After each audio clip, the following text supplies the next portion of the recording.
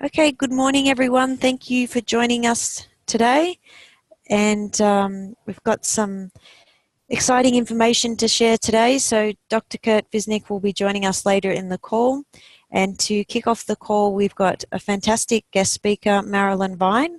She's been with the Mowers for over 22 years and she's highly motivated by health. She's very interested in the topic and really motivated in helping others with their health. So I'm going to hand over to Marilyn, and then after that, Kurt will be joining us and giving some tips on prospecting. So thank you, Marilyn. Hi, Katie. Thank you.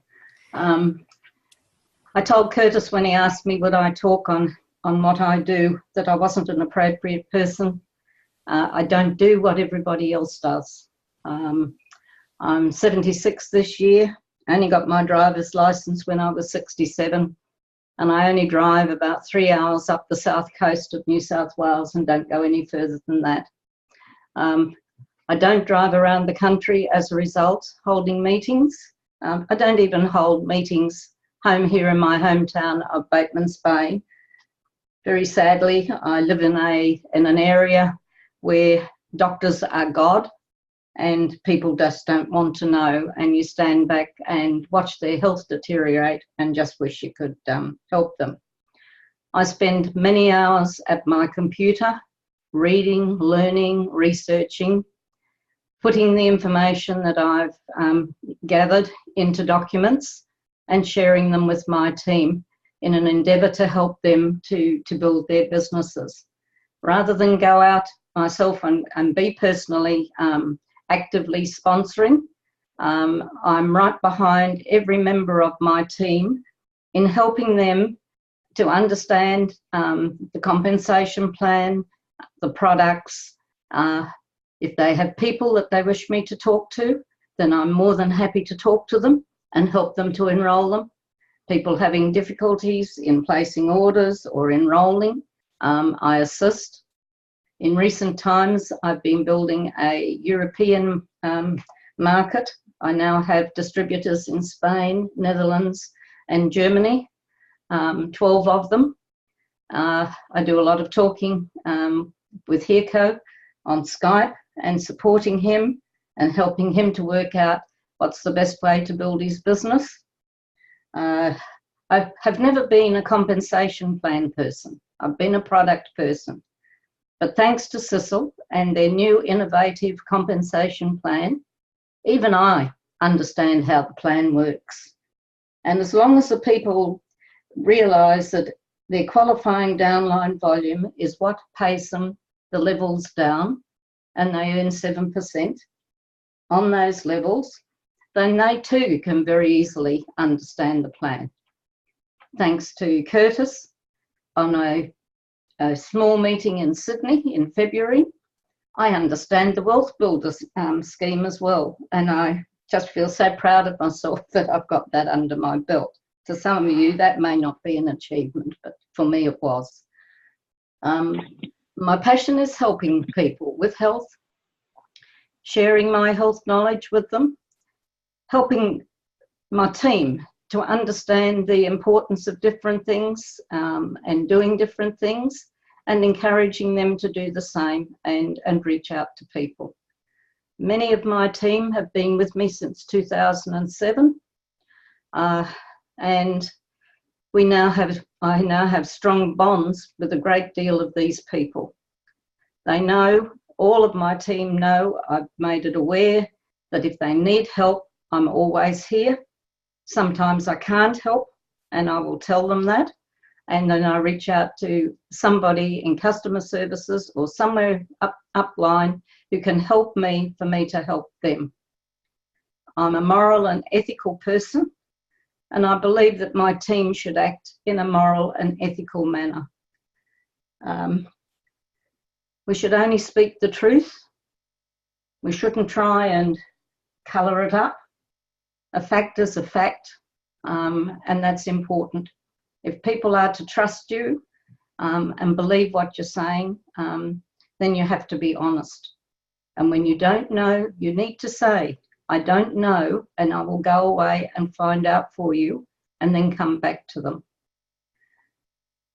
I really do have a very, very strong passion for health.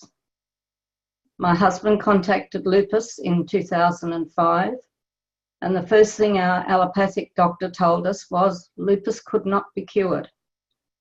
4 years later, Alan was free of lupus.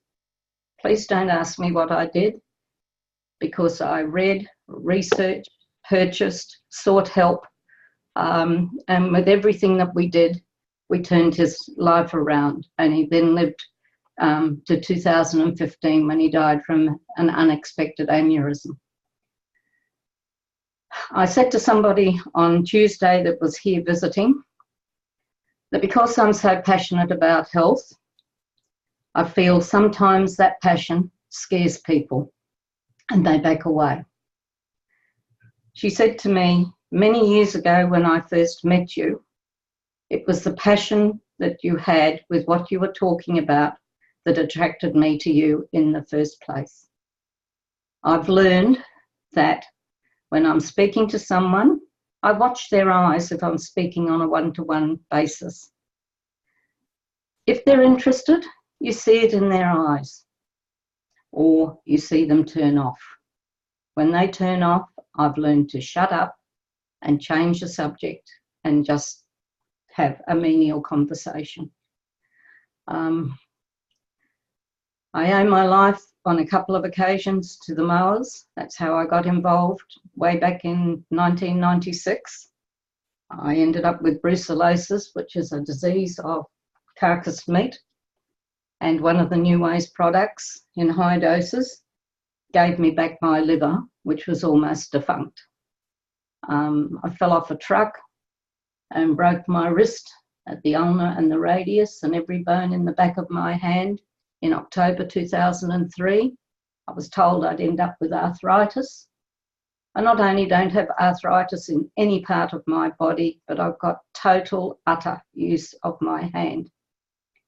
People don't understand the power that we've been given in the products that have been supplied to us. If you understand the power of what you've got in the palm of your hand, then the world's your oyster to go out and speak to people, bring them on board, and help them to bring others on board. Katie, I don't think there's anything else I can add to that.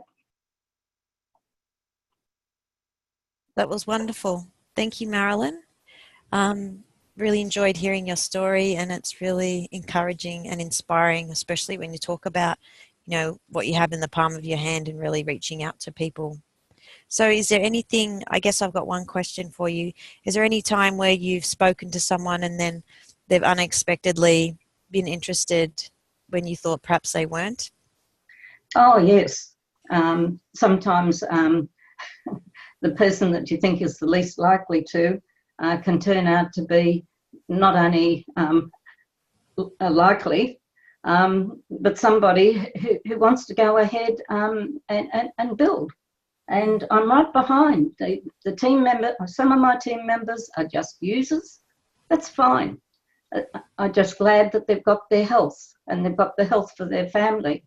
Some of them are working and striving really hard to build teams behind them, and I'm right there behind them, giving them whatever help they need and however I can help them. That's fantastic. All right, that's great. Thank you very much for sharing today. So we're going to have Kurt on in a second. So just stand by.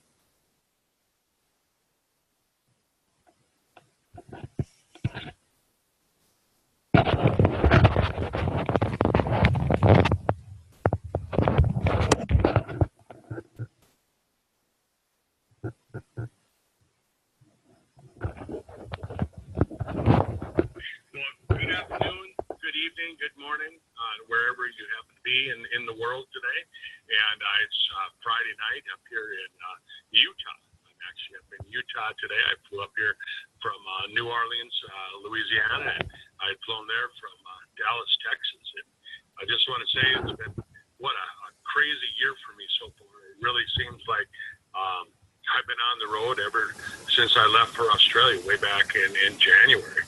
And so, yeah, I went down to Dallas and I had some training training on stem cells and some marketing. And I was so close, I flew from there down to New Orleans to visit my son in medical school. And now I'm up here in Salt Lake City working with my son, and we're taking some marketing classes up here. And so, you know, I'm 56 years old, had a birthday last week, and I just really want to say that you know, I continue to learn. I keep building on myself, and I really think that if you're not working on yourself, if you're not building yourself, you know, you're going to stop growing, and it's really probably the most important asset that you have in your life. And so always continue to learn, always try and learn new things, and so I want to share with you a little bit about what I've been learning, and I think we're going to continue to do this in a way that I can pass on some of this information. And today I'd really talk a little bit about prospecting. And before I do that, I guess I want to share that I don't think there's really a right way or there's a wrong way to do it. We all have different personalities. We've got to bring that personality into what we're doing. But not only that, your potential prospect has a different personality as well. And you'll find that as you go in business that, you got to work that. You got to work your magic around that, around them, around you, and around the situation. So some of the things that I've learned is, first thing is, you know, learn your story. You know, where did you come from? What's your story? Where are you going? And we all have different stories. You can't really use my story to describe where you are. That's why when people call me up and they say, "Hey, Kurt, you know, I just want to hear what you do," it really doesn't apply. I mean, I've had so many other different things that happened to me. You know, I went to school for engineering. I went to school for chiropractic. Bad motorcycle wreck. That's how I ended up where I'm at. And I could share with you my story both financially and you know, business wise as well as product wise. And I think that you have to develop your story. What's your prospect story as far as the products and your business? But don't just, you know, say, "Oh, that's my story." What you actually want to do is you want to practice it. You want to practice until you own it. Get your story down cold, and practice it and practice it. When you get done practice it again. And what you want to do is you actually want to call some of your friends, maybe some of your relatives, and just share with them. Just say, "Hey, you know, look, I'd really like to practice something for my business that I'm working on. I'd like to practice something, and in return, I'll get you, you know, a free gift or something." And give them some coffee or give them, you know, a sample of something. But get your story down so you really know what you're going to say, and so you can say it in 90 seconds. You can say it in 3 minutes. So you can say it. You can tell your story to a scientist, or you can tell your story to a doctor, or you can tell your story to a salesman or a housewife, and just everybody in between. Get your story down cold so that you can do that. And then you know, just really learn how to build that rapport with people, and try and get it down so that you can understand them, and so they know that you care. Don't just, you know, say that you care, but actually care, right? And people can pick up on that. If I just say, "Oh yeah, whatever," and all I'm doing is waiting for them to shut up so I can tell them my story, then it's not going to work. They're going to pick up on that, and so you have to understand that. And then the other thing is that I think about building rapport and getting them so they can listen to you before you try and sell them on anything that we have with Sisel or anything in life that you're doing, is that you have to understand that when people are making a sale, when they're doing something, they're moving away from something, but at the same time they're moving towards something else, right? So, for example, if I've got a bad knee, right, and you're trying to show me the Renovator product and the age bill, right, you're gonna ask me questions about, you know, how bad is that knee pain? What's it doing? You're gonna give me that, you know, so that you understand the knee pain, and then repeat that back so they know that you know. But at the same time, point out things like, so you'll be able to, do this, you'll be able to do that. So they're moving towards that. And it's kind of a mix of both is what's going to kind of motivate them to do that. And I don't know, sometimes I hear people say, oh, man, he's such a good salesman. He could sell ice to an Eskimo. And I've never really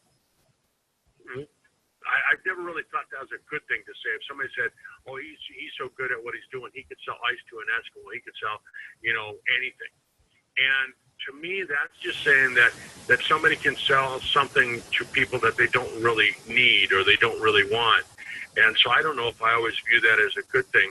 But I bring that up because I'm not really looking for those people, but at least they have the sales, and I just want to kind of put the reins on and pull them back a little bit, and then teach them some of the stuff that I know, and hopefully we can make it so that it works. But you always want to develop that rapport with people. You want to have an open, honest communication with them,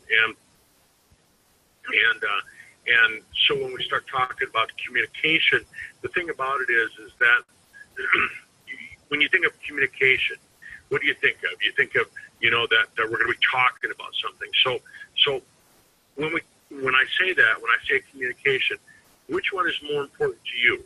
Is it what I'm saying, the words? Is that the important part? Or is it more important on how you say it? Or even more so, is the physiology, your body language? Which one is more important? And I mean, just think. You could say something like, "Oh, you went to town," right? Or you could say, "Oh, you went to town," or you could say, "Oh, you went to town," right? And you can see that all three of those things, even though they're the exact same words, they have a different meaning in how I said it. And so you have to learn that how you say things. So building that rapport is kind of a magical thing. And when you build good rapport with somebody, it's a magical thing. All of a sudden, it's like it's bonding, and when you've got good rapport. I mean, usually within 5 to 10 minutes, I mean, you could tell if you built rapport with somebody. And sometimes it just happens naturally. You run into somebody and you just meet them for the first time, and you just go, "Wow, I can tell that this person and I are going to be good friends for a long time." Other times you have to build that rapport, and so what I try and do is you try and pay attention to that person, right? And you got to remember that if they're a salesperson or they're trying to sell something, they're going to be doing the exact same thing back to you, and so you have to get good at it too, because you can fall into a trap, and they can be actually selling you. But as you're talking to them, build that rapport by kind of emulating them. If they're crossing their arms, you cross your arms. If they kind of move, if they move in their chair, you move in your chair. If they lean up against the wall, you lean up against the wall. If they shift from one leg to the other, you shift from one leg to the other. And what your goal is that as you're doing these moves and you're kind of doing the same body movements that they're doing, and you start using the same words that you use and kind of speak the same language more or less, what happens is that you get that bonding, and then you start when you move, they move, and that's when you know that you can start kind of closing them a little bit, and you can test it. But if you don't got them moving, if you don't have them moving with you, then you're never gonna have that sale. And so just kind of think about that. So when I'm talking to people about Sisel, and I talked about being a distributor, however it comes up. I mean, I might say, if somebody's complaining about not having enough money, I might bring up to them, I say, have you ever thought about getting into network marketing? And I'll bring that up with them. And it's one thing that always comes up, and, I might not use those exact words, but people say, "Oh, man, I just hate sales," And usually when I hear somebody say, "Oh, I hate sales," my first thing is that I want to go to their house, and I want to go through their house and just see all the stuff that they've bought over the years, you know, the chairs, the furniture, the clothing, and different things like that. And most time what I'm going to find is that people really do love sales. It's just that they like to be on the other end of it, and they've gotten good at it, right? And they don't like to be on the actual sales end, the guy that's doing the sale, because they're really not all that good at it. And so you help them get better. You help them become a better salesman, and they start closing sales, and they start getting really good, and they start making some money on it. All of a sudden, it starts to be fun. It starts to be fun. And when they have fun, then all of a sudden they don't hate it anymore, right? And that's the same thing with anything. You know, if you have somebody who's really doesn't do much cooking, they're going to tell you, oh, I hate cooking, right? And part of it is because they're not very good at it. But if all of a sudden you show them that they can be a great cook, they can cook gourmet meals in their apartment-sized kitchen, all of a sudden they're going to love cooking, right?